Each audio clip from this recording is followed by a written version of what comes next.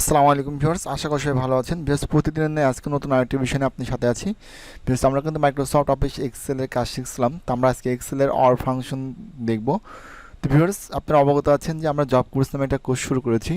তো এই কোর্সে আমরা অলরেডি মাইক্রোসফট অফিস ওয়ার্ডের সম্পূর্ণ ভিডিও আপলোড করেছি। তো যারা এখন আগের ভিডিওগুলো দেখেননি, অবশ্যই ভিডিওগুলো দেখবেন। আগের ভিডিওগুলো আমাদের এই ভিডিওর ডেসক্রিপশনে জব কোর্স নামে একটা প্লেলিস্ট দেওয়া থাকবে, ওখানে ক্লিক করলে পরে সিরিয়াল বাই সিরিয়াল সব কিছু পেয়ে যাবেন এবং আপনি ঘরে বসে কম্পিউটার শিখতে পারবেন। তো ভিউয়ার্স, আমরা গত ক্লাসে দেখেছিলাম ইফ ফাংশন, আজকে আমরা দেখব অর ফাংশন। তো ভিউয়ার্স, অর ফাংশন কিন্তু মানে একে একে কাজ করতে পারে না বলে চলে, কারণ অর ফাংশন কারো হেল্প নিয়ে চলতে হবে। তো ভিউয়ার্স, এই ক্ষেত্রে আমরা ইফ অর দুইটা দিয়েই কাজ করব। আর ইফ মানে যদি, অর মানে অথবা, এখানে হচ্ছে কন্ডিশন হিসেবে ব্যবহার করা হচ্ছে। কন্ডিশনটা কি, আমরা দেখেন আমরা এখানে কিছু ডাটা এন্ট্রি করে রেখেছি। তো এখানে হচ্ছে আমরা রেজাল্টে যদি বের করতে চাই, আমরা একটা কন্ডিশন দিব যে যদি কোনো স্টুডেন্ট বাংলায়, ইংলিশ বা আদার্স কোনো সাবজেক্টে 33-এ কম পায় তাহলে ফেল করবে, আর বেশি পেলে পাস করবে। তো এই যে একটা কন্ডিশন, এই কন্ডিশন দিতে হলে কিন্তু আমাদের এই ইফ অর ফর্মুলাটা ব্যবহার করতে হয়। তো ভিউয়ার্স, কথা না বাড়িয়ে আমি এখন আপনাকে একটু দেখানোর চেষ্টা করি যে কীভাবে আমরা ইফ অর ফর্মুলা দিয়ে কোনো ফলাফল বের করতে পারবো। তো দেখেন, প্রথমত আমরা জানি সমান চিহ্ন দিতে হয়, এরপর আমরা ইফ ফাংশনটাকে ইউজ করব, এরপর একটা ফার্স্ট ব্র্যাকেট দিব, আবার আমরা অর ফাংশনটাকে ব্যবহার করব, আবার একটা আমরা ফার্স্ট ব্র্যাকেট দিব।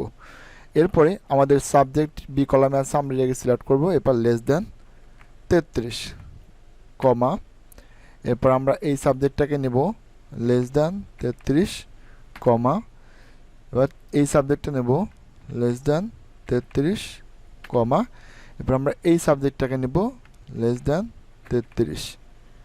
ওকে, এরপর আমরা একটা ব্র্যাকেট দিয়ে আটকাই দিব, এরপর আমরা এখানে কমা প্রেস করব বাইরে। আচ্ছা, এখন একটা বিষয় হচ্ছে, দেখেন এখানে বলা হচ্ছে ইফ মানে যদি, অর মানে অথবা, যদি কোনো স্টুডেন্ট বাংলা, ইংলিশ, ম্যাথ বা ইসলাম শিক্ষায় 33-এ কম পায় তাহলে কি করবে, আমরা যেন কম পাইলে ফেল করবে। যেমন ডাবল ইনভার্টেড কমা দিয়ে এখানে জাস্ট লিখে দেবো ফেল, FAIL, এরপর ব্র্যাকেট দিয়ে আটকে দিলাম। ওকে, এরপর ভিউয়ার্স একটা কমা ব্যবহার করব। তো 33-এ কম পাইলে যেহেতু ফেল করবে, তাহলে বেশি পাইলে কী করবে, পাস করবে। এই জন্য আমরা এখানে জাস্ট আবার ডাবল ইনভার্ট কমা দেবো, তারপরে PASS লিখে দেবো, এরপরে ইনভার্ট কমা দেওয়া আটকায় দেওয়ার পর জাস্ট আমরা আবার আরেকটা ব্র্যাকেট দেবো। যেহেতু আমাদের এই পাশে দুইটা ব্র্যাকেট ইউজ করেছিলাম, এই পাশে আমাদেরকে দুইটা ব্র্যাকেট নিতে হবে। এরপর আমি জাস্ট এন্টার বাটনটা প্রেস করলাম, দেখতে পাচ্ছেন যে 33 বেশি পাইছে বিধায় এই স্টুডেন্টটা পাস করছে। বাট যখন আমি নিচের দিকে স্ক্রল করে টেনে দিব এরকমভাবে, তখন দেখতে পাচ্ছেন যে একটা স্টুডেন্ট কিন্তু ফেল করছে। কেন ফেল করছে, কারণ এই স্টুডেন্টটা অঙ্কে 30 পেয়েছে, মানে 33 পেলে পাস করতো, বাট 30 পাইছে। তো ভিউয়ার্স, এরকমভাবে কিন্তু আমাদের রেজাল্টগুলো তৈরি করা হয়, যে আমাদের কয়েকটা সাবজেক্টের পরীক্ষা অনেক ভালো দিচ্ছি, বাট একটা সাবজেক্টের পরীক্ষাতে খারাপ হয়ে গেছে। ওই যে আমাদের একটা সাবজেক্ট খারাপ হয়েছে, যদি আমরা আমাদের ওই পাসকৃত মার্কের কম মার্ক পাই, সেক্ষেত্রে কিন্তু আমাদের ফেল চলে আসে। তো এরকমভাবে রেজাল্ট শিট তৈরি করতে হয়। তো এই রকম কন্ডিশন দিয়ে আপনি শুধু পাস ফেল না, কোনো কিছুর অ্যাবসেন্ট, প্রেজেন্ট, তারপরে ইয়েস নো, মানে বিভিন্নভাবে কিন্তু এগুলো আপনি ব্যবহার করতে পারবেন। জাস্ট একটু সময় দিতে হবে এর পিছনে এবং ভাবতে হবে।